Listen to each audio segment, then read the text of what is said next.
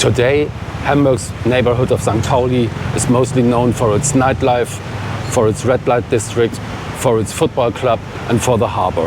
But there's more to it, so let's have a look at it. More on YouTube. The Reeperbahn, St. Pauli's central entertainment and nightlife street, also celebrates its 400th anniversary, which is why it's decorated with these displays of people who have made an impact here, like Olivia Jones, who is a very well-known transvestite artist. Karim and Nassi Ahmed have founded a non-profit that provides local children with free projects in the fields of sport, entertainment and art. And Margot Pfeiffer, who has been working as a police officer at the Davidwache precinct for 34 years now, and since 2003 she's been a community officer.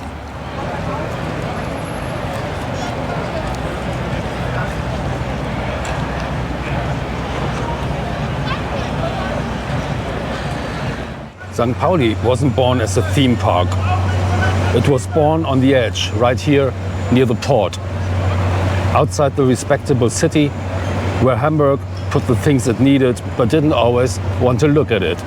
Sailors, workers, cheap rooms, bars, sex work, informal economies.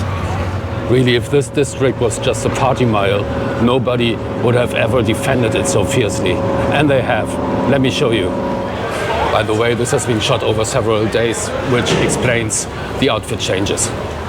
These houses were about to be torn down 40 years ago. They stood empty and were exposed to neglect and decay. They got saved by squatters. They are still here because in the 1980s, people occupied them, defended them, fought the city over them, and eventually forced Hamburg to negotiate. Back then, these few houses kept all of Hamburg on their toes. People, government, police. The idea wasn't simply, we want free housing. The argument was, these buildings are being neglected so that they can be demolished. So we move in, repair them, and prove they are still homes. Of course, this is where the heroic version becomes too easy. Hafenstraße was not a children's book about brave squatters and mean politicians. Not just that. There was violence, crimes, paranoia, police brutality, political theater, and a lot of people convincing themselves that their side had the monopoly on truth. In November 1987, tensions were high. The squatters were about to be evicted. The houses were barricaded, thousands of police were ready, and people actually feared deaths if the eviction went ahead. And then Mayor Klaus von Donani offered a deal. Take down the barricades and we will sign a contract. He gave his political word of honor. That sounds almost absurd today. A mayor staking his office on de-escalation. Imagine that. Politics briefly remembered it had other tools besides escalation. Shocking behavior. In 1995, the city sold the houses to a residents' cooperative. So what began as a legal occupation became self-managed housing. That doesn't make every action right, but it does prove something uncomfortable for every city hall. Sometimes the people being called unrealistic are the only ones seeing the future clearly. And that happened just a few hundred meters away from the famous entertainment and nightlife street, which is where we are heading next.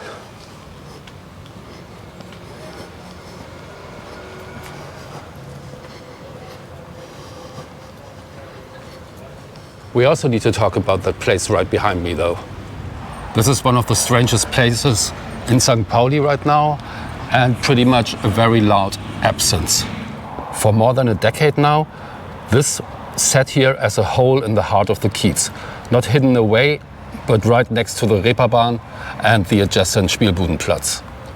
Here's the so-called Essohäuser, 1960s blocks with apartments, shops, clubs, and a legendary 24-hour gas station that gave the whole thing its name. It wasn't pretty, but it was very, very useful. And cities often need useful, ugly places more than they would like to admit. When demolition plans appeared, resistance formed. Tenants, neighbors, activists, cultural people and the St. Pauli scene in general argued that this was not just a private real estate matter. It was about who gets to stay in a district that makes money from being different. Nobody fought for the Essohäuser because they were beautiful. They fought for them because they still belonged to the neighborhood. And then in December 2013, things just accelerated brutally. The buildings were evacuated at night due to concerns about safety. Experts afterwards found imminent danger of collapse, and the city office said the buildings cannot be reoccupied. For residents and supporters, that middle of the night timing felt like confirmation of the worst fears. Speculation, neglect, authority overreach, displacement. For the authorities, the answer was structural danger. Either way, the result was the same. People were out and the buildings were doomed. Unlike Hafenstraße, the Essohäuser were not saved. The protests were loud, organized and visible, and they still lost the buildings. So the resistance failed at the first task, saving the buildings. But it succeeded at the second one, making the loss politically impossible to ignore. After the demolition, St. Pauli forced a new question. If we cannot save the buildings, can we at least shape what replaces them? After the demolition, a local organization collected ideas and requirements for the new buildings among the locals. Urban planning meets swarm intelligence. Out of that process came the St. Pauli Code, an attempt to translate the neighborhood's messy knowledge into planning language. Small scale, mixed use, culture, affordable housing, public space, a place that still allowed difference. The most interesting thing about the Essohäuser resistance is that it didn't stop at protest. It tried to imagine something that could follow the buildings and still feel and behave like St. Pauli. And now, after years of delay, construction has finally begun. The project is called Kiezkante. A hotel, cultural spaces, a daycare, and 169 subsidized flats. On paper, that is not a bad answer. But cities are not lived on paper. The official answer is, we solved the problem. We have cultural spaces and affordable housing. But the neighborhood critical answer is, a lot of what was fought for during the process has been watered down or lost. So what did the Essohäuser resistance achieve? It didn't save the buildings, and that matters. People lost homes, businesses lost places, and St. Pauli lost one of its ugly, useful corners. But the resistance did change the replacement.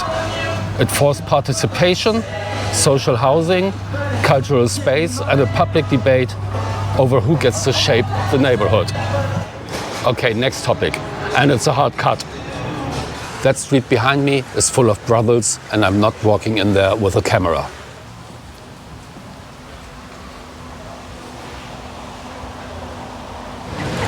This corner, Reeperbahn and Herbertstraße, is where at 8 o'clock flat the sex workers will line up.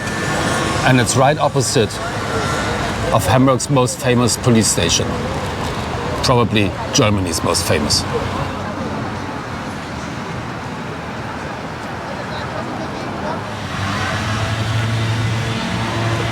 St. Pauli's main entertainment street, the Reeperbahn, actually started in 1622 as the place where ship ropes were made.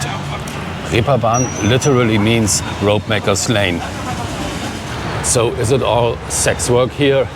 Well, St. Pauli is known for that, and it undeniably does exist, but it's also heavily regulated.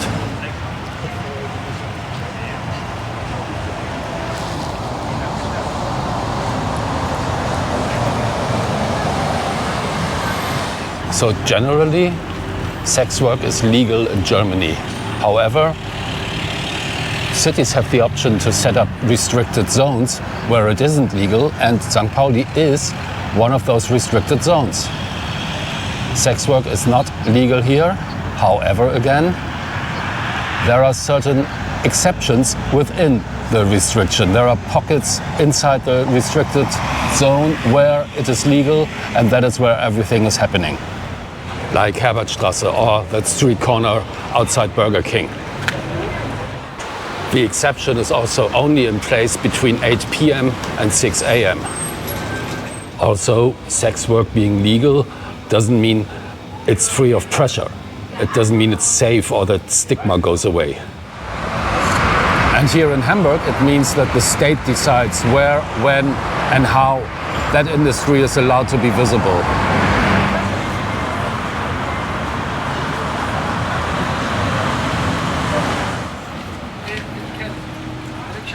Whatever you personally think about prostitution, and people disagree strongly, which is their right, the women working in it are not folklore.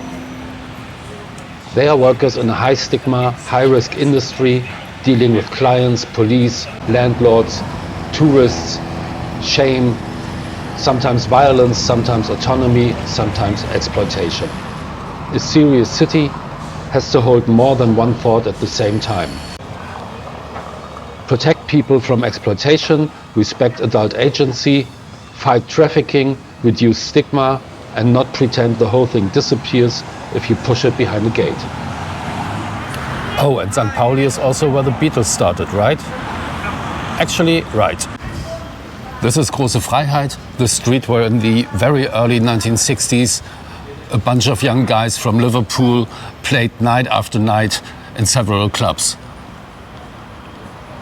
They weren't the Beatles yet. They were Tony Sheridan's backing band, and then later they started playing under their own name, which was first the Silver Beatles, until they changed it to the Beatles. And yes, that nostalgia is very real in Hamburg, although for me the story isn't really about the birth of a legendary band. It's more about a couple guys learning not to be absolutely terrible by playing night after night, hour after hour, show after show. So maybe St. Pauli's greatest value is in it refusing to be only one thing. It's a nightlife district, a red light district, a football district, a working district, a tourism brand, a political symbol, and for thousands of people, just home. It's messy, but cleaning it up too much would be wrong. Mistaking that mess for a costume would also be wrong. Anyway, time to wrap it up. I hope you enjoyed the video, trying to look at St. Pauli with a bit of a different angle. I hope you have a great rest of the day, and I will see you again for the next video. Take care until then.